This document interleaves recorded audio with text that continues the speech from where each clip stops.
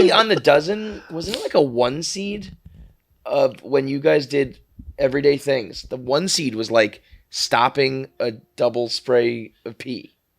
That was So was was the topic. But that was like the 1 seed. Was it a 1 seed? It was like very high as far as like everyday things you can do. One of those guys on the panel was like, "I'm really good at stopping when my dick is." I forget who it was, but it was someone. You got to break through. Yeah, you just that's what inspired the whole thing.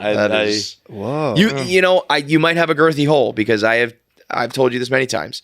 I've taken note of his stream. Like it's pretty nuts. Where, you can hear it and it goes long, and I'm like, wow, I feel emasculated. But maybe he's just got like a fire hose. Just could be.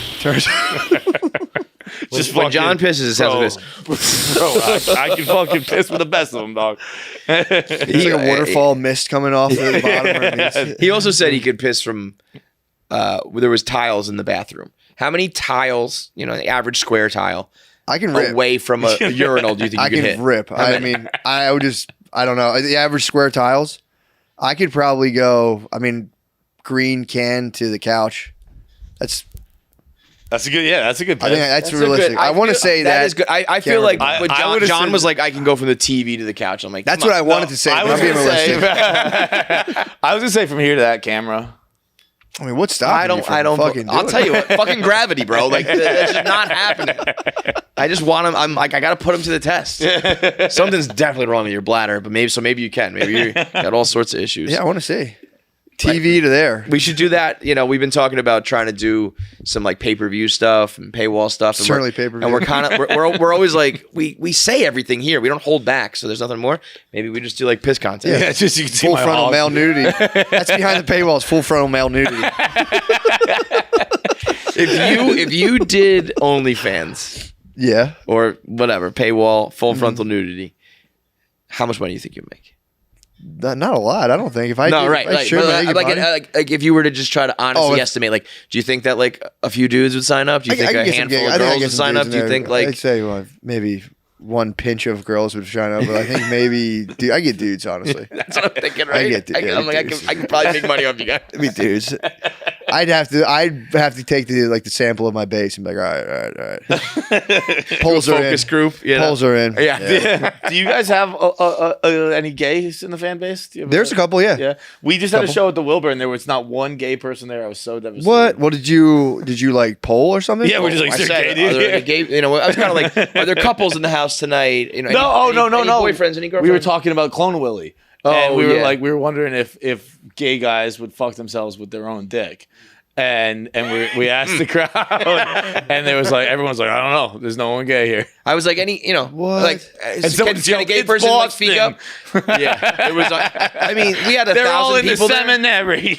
We had 1,000 people there. Our show was very openly gay, basically. I was stunned. Yeah. And after the show, there was one girl. She was like, I'm a gay, but I just didn't want to talk. That's like, all right, at least we checked the box. Does the Matt and Shane Secret Podcast have a good female audience? Girlfriends.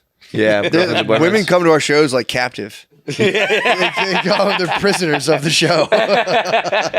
No, there are a couple that come up afterwards and they're like, yeah, I love the show. I'm always like, we get a lot of where's your husband, man? Yeah. We get a lot of girls who are like, I didn't know who you were, they dragged me, but I enjoyed it. I like you now. So I'm like, all right, cool. It's like kind of the best thing you can get is like someone coming in who probably is a skeptical girl being like, these guys are disgusting. Yeah. And then she walks out going, they're disgusting, but they were fun. Yeah, that does happen. I was in Denver last weekend, and it is mostly couples, and every now and again, like just a rogue female lady will just be like, I love your podcast, huge fan. I'm just kind of like, all right. Mm-hmm. Goodbye. Mm-hmm. You want to earn money every time you spend money? Download the Upside app for free right now and earn cash back on everyday expenses. Get 5 cents per gallon of gas, get 30% on groceries, and up to 45% at restaurants. Download Upside today. We had some girls who were very forward at our last couple meet and greets.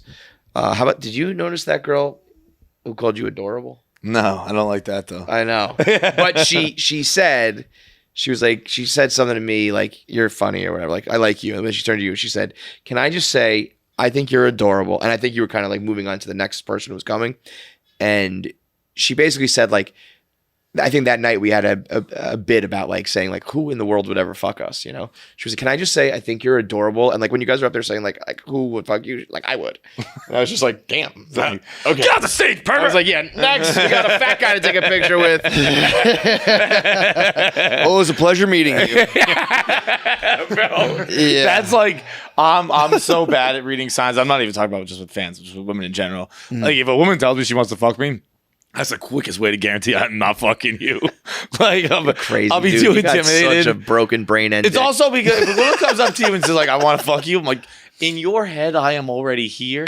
I'm just gonna bring it down. I'd rather you walk off think that forever. Keep thinking I'm amazing. Yeah. I'd rather be somebody's fantasy forever than their disappointment. Yeah, dude. If I was someone who fucked fans, the show would go down the tube. Like, yeah, I listen to that dude sucks.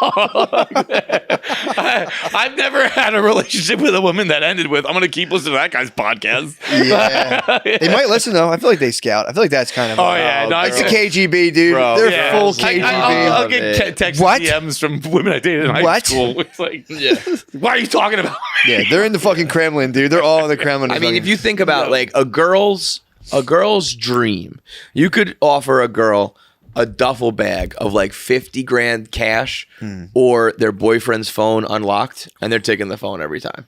Yeah, I would say they love they just love the information. They just want to know everything. They're also if you very think, intuitive. If you have, I can listen to a 3-hour podcast and find everything multiple times a week. Yeah, oh, that's like a treasure trove. It is, and they are usually intuitive. It's annoying. Yeah, you can't. I've just. I mean, 100% of the time when they say like, oh, you want to fuck that girl, don't you? And you're like, no, we're just like friends or coworkers. When you break up with her, you fuck that girl every time. But it's also like it's also like we give them a lot of credit for that. It's also like the hot chick I have a relationship with. Yeah, no kidding. The super hot girl I see 40 hours a week in the bag. Yeah, I fucked her immediately. Yeah. Right. It's like I can't fuck girls that I don't know. You're gonna have to find them somewhere. True. You're right, but they usually are. That is a risky business. Fucking women who are totally strangers.